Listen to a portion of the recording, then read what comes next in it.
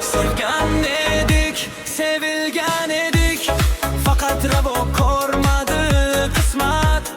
Jismimiz ham ko'rib etik, ruhimizga biroz himmat.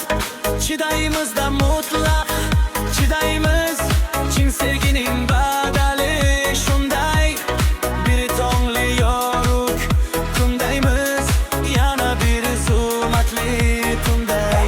Xatlar yozdik, tunlar pinhon, siyohlarga cho'kdi tuyg'ular. Hayollarda sog'indik chunon, har bir umidlar bular.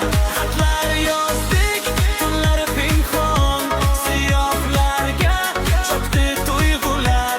Hayollarda sog'indik chunon, har bir umidlar bular.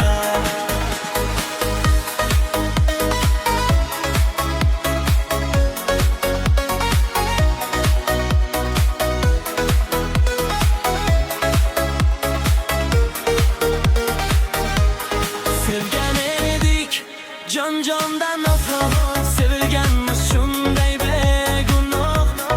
Endi unga she'rlarim tortiq, endi menga eslash ham gunoh. Sevgimizga ketmadi uvol, biz sevgining qoldik kasriga.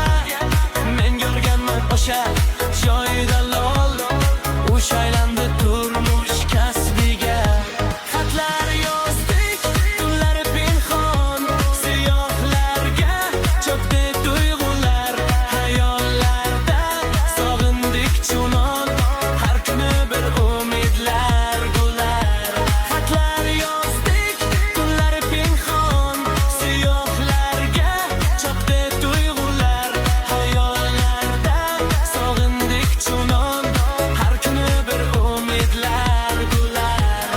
Hamon sevdik desam dargumon, faqat endi dilda yashirin sog'inch qiynar. Shunisi yomon, ammo lek xotira shirin. Xatlar yozdik,